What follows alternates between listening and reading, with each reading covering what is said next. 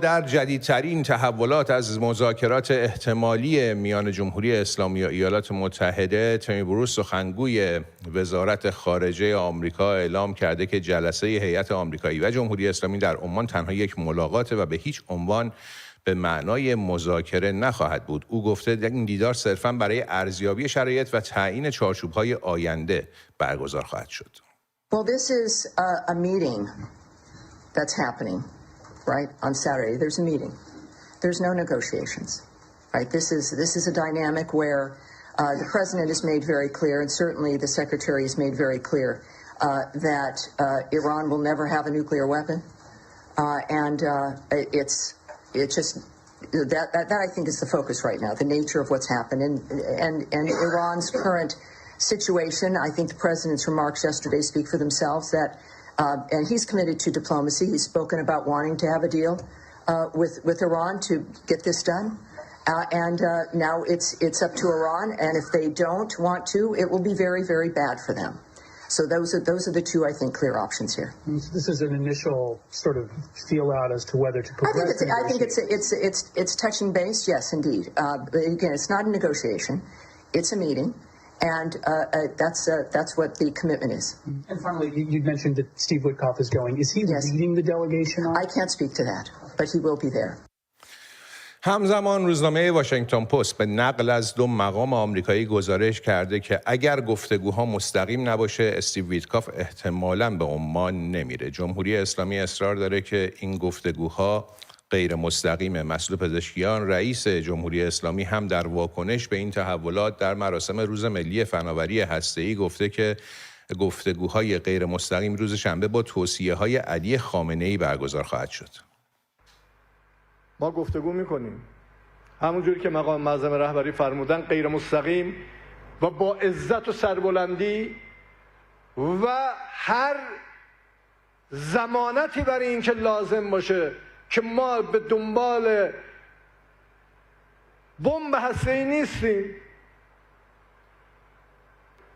ما امنیت میخوایم، ما اهل گفتگو هستیم، اما با عزت و سربلندی از دستاوردهای خودمون کوتاه نخواهیم آمد. با گفتگوهایی هم که شکل میگیره الان روز یک شنبه آقای دکتر عراقچی با توصیه ها و سفارش هایی که مقام معظم رهبری فرمودند رو در عمان با نمایندگان آمریکا در یک جلسه غیر مستقیم گفتگو خواهند کرد و موضع ما در رابطه با مسائل مشخصی که مقام معظم رهبری بارها تکرار کردن روشن، محکمه و در رابطه با بقیه مسائلی که میتونیم با هم دیگه تعامل کنیم و تعامل کردیم انشالله گفتگو شکل بگیره. پزشکیان البته از این هم فراتر رفت و هنوز توافق نشده وعده داده که ایران هیچ مخالفتی با سرمایه گذاری مشروع حتی از سوی سرمایه گذاران آمریکایی نداره، اما اونچه که جمهوری اسلامی نمیپذیره سیاست‌های مداخله جویانه و براندازی است. ما اعلام کردیم مقام معظم رهبری، من خدمتشون بارها هر هفته خدمتشون هستیم، اصلا مقام ایشون با سرمایه گذار آمریکایی تو کشور هیچ گونه مخالفتی ندارن. سرمایه گذار بیاد سرمایه گذاری بکنه. ما با توطئه کردن، با براندازی، با سیاست‌های غلطی که اونا دارن میکنن، ایران محل جایی نیست که یه عده بیان و توطئه بکنن و کشور رو بخوان در حقیقت نابود کنن. اطلاعات بگیرن و بعد بیان اون آدمایی رو که اطلاعات گرفتن ترور کنن. سرمایه گذاری بیان تو کشور سرمایه گذاری بکنن. مقام معظم رهبری فرمودن ما آماده مذاکره هستیم ولی نه به صورت مستقیم، برای اینکه اعتماد نداریم. نمیشه از این ور همه امکانات و یا ارتباطات ما رو شما بخواید میگن تحریم کنید ما رو و بعدم بیایید بگید بیایید با هم گفتگو کنیم و در گفتگو باید اینا رو بپذیرید. در همین حال عباس عراقچی وزیر خارجه جمهوری اسلامی در دیدار با مقامات الجزایری تصریح کرده که موضوع هسته‌ای تنها به اطمینان دهی درباره ماهیت صلح‌آمیز برنامه هسته‌ای جمهوری اسلامی و رفع تحریم‌ها مربوط میشه و هیچ موضوع دیگری در دستور کار نیست، در حالی که جزئیات مذاکره‌ای که قراره در عمان صورت بگیره در میان گمانه‌زنی‌ها و گزارش‌های منتشر شده از سوی هر دو طرف تقریباً گنگ مونده. کارولین لویت، سخنگوی کاخ سفید، در پاسخ به سوالی درباره جزئیات این مذاکره گفته که جزئیات بیشتری از مذاکرات روز شنبه به دلایل امنیتی منتشر نخواهد شد، اما همچنان تاکید کرده که ترامپ از امکان گفتگوهای مستقیم سخن گفته و به وضوح هشدار داده که اگر این مذاکرات به نتیجه نرسه، جمهوری اسلامی با پیامدهای وخیمی روبرو خواهد شد. Well, first of all, when it comes to Saturday, I won't get ahead of the president. He has said there will be direct talks with Iran on Saturday. I won't further any details from this podium for obvious reasons, security reasons. It will, provide an update as we always have. However, when it comes to Iran, the president has reimposed crippling sanctions on the Iranian regime, and he's made it very clear to Iran they have a choice to make. You can strike a deal with the president, you can negotiate, or there will be hell to pay. And as the president said yesterday, if they don't choose to move forward with diplomacy and a deal, which is the direction we do see them headed in, there will be grave consequences to pay. کانال 12 تلویزیون اسرائیل هم به نقل از منابع ناشناس گزارش کرده دونالد ترامپ روز شنبه به جمهوری اسلامی مهلتی 60 روزه برای حصول توافق خواهد داد، اما روزنامه آلمانی اشپیگل پیش بینی کرده با وجود اون که موقعیت مذاکراتی مقامات تهران ضعیف‌تر از آمریکاست و واشنگتن تهدید کرده در صورت عدم دستیابی به توافق فشارها رو بر تهران افزایش خواهد داد، اما بعیده که جمهوری اسلامی به سرعت در برابر آمریکا کوتاه بیاد. روشنک آسرکی، روزنامه‌نگار و تحلیلگر اقتصادی همراه ما شدن برای بررسی بیشتر موضوع. درود بر شما خانم آسرکی. آیا واقعا جمهوری اسلامی اونطور که مسئول پزشکیان میگه میتونه دعوت کنه از سرمایه‌گذارهای آمریکایی که برن در اونجا سرمایه‌گذاری کنن و اساساً آیا سرمایه‌گذار آمریکایی حاضر میشه پولش رو در اقتصاد ایران ببره و اونجا سرمایه‌گذاری کنه؟ درود بر شما و درود به همه بینندگان عزیز.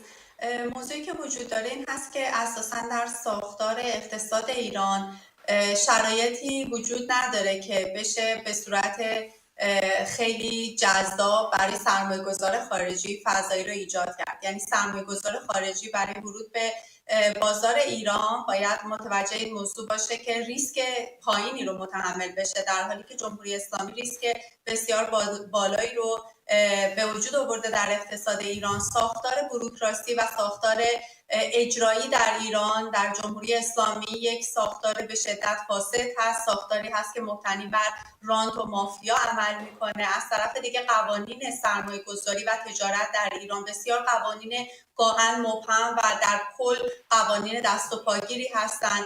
موضوع بعدی، حالا جدای از بحث تحریم ها، موضوع بعدی موضوع FATF هست که همچنان به دلیل عدم شفافیت مالی جمهوری اسلامی ایران در فهرست سیاه FATF قرار داره. همه اینها باعث میشه که اساساً با وجود ظرفیت بالایی که ایران کشور ما برای جذب سرمایه‌گذاری خارجی داره، اما ساختاری هست که دفع میکنه سرمایه‌گذار خارجی رو و به همین دلیل هم معمولا سرمایه‌گذاری خارجی در ایران رقم بسیار ناچیزی هست، حتی در شرایطی که تحریم نبوده. و نکته بعدی هم اینه که جمهوری اسلامی زمانی هم که آمده و سرمایه‌گذار خارجی رو آورده در ایران و خیلی هم تبلیغ کرده، مثل قراردادهایی که با چین یا روسیه داشته، اساساً با یک امتیازدهی گسترده و اصطلاحاً با یک کشور فروشی، ایران فروشی این کار انجام داده. در نتیجه خیر بستری فراهم نیست برای سرمایه‌گذار آمریکایی یا هر سرمایه‌گذار خارجی دیگه. خانم آسرکی، این تناقضات در گفتار مقامات جمهوری اسلامی از کجا میاد؟ خب سالها صحبتشون این بوده که آمریکا ستیزی یک بخشی از هویت جمهوری اسلامیه. همین چند ماه پیش علی خامنه‌ای صحبت از این میکرد که با دولت تهران هیچ مذاکره‌ای نمی‌کنه. حتی گفته بود که این مذاکره با اینها شرافتمندانه نیست. و از سوی دیگه می‌بینیم که الان مسئول پزشکیان میگه که خب خامنه‌ای گفته که ما مذاکره می‌کنیم، میاد سرمایه‌گذارهای خارجی رو یا سرمایه‌گذارهای آمریکایی رو دعوت می‌کنه که در ایران سرمایه گذاری کنن. یا مثلا میبینیم در سپاه هم مثلا در شهر موشکی جدیدی که درست میکنن پرچم آمریکا رو حذف میکنن از اون مسیری که حالا ماشیناشون رد میشده. این تناقضات از کجا میاد؟ آنچه که وجود داره اینه که اولا فشارهای حداکثری ایالات متحده جواب داده و شخص علی خامنه‌ای و کل نظام جمهوری اسلامی رو مجبور به عقب نشینی کرده و تن دادن به مذاکره با ایالات متحده. اما در این تناقض‌هایی که شما بهش اشاره کردید بعد متوجه این موضوع باشیم که بعضی وقتایی هست پشت تریبون‌ها صحبتایی که میکنن هدفشون مخاطب ارزشی داخلیه، یعنی بخشی از مخاطبینی که حامی نظام هستن، به شدت مخالف روابط با ایالات متحده هستن، یک موضع ایدئولوژیک نسبت به این موضوع دارن و به اونها مخاطبشون هستن. گاهی وقتا مخاطب مردم عادی هستن، شهروندان ایرانی هستن که میخوان به اونها یک امید کاذبی رو بفروشن که همه چی به این مذاکره گره خورده و وقتی ما مذاکره کنیم همه چی خوب خواهد شد، وضعیت خوب خواهد شد، در حالی که به اعتقاد بسیاری از کارشناسان دست کم در حوزه اقتصادی مسائل لزوما با برداشته شدن تحریم‌ها و حصول یک توافق هسته‌ای بین ایالات متحده و جمهوری اسلامی حل نخواهد شد. بعضی وقتا هم مسائلی رو که مطرح میکنن مخاطبینشون دولت‌های غربی هستن، خود دولت ایالات متحده است و همه اینها به دلیل این پریشان احوالی که در فکر و عمل جمهوری اسلامی وجود داره باعث میشه که ما مدام در اظهارات بسیار متناقضی رو از مقامات ارشد حکومتی و حتی خود علی خامنه‌ای ببینیم. خیلی سپاسگزارم از حضور شما در میز خبر، خانم روشن کاسرکی، روزنامه‌نگار و تحلیلگر اقتصادی که همراه ما بودید. سپاس. زنده باشید.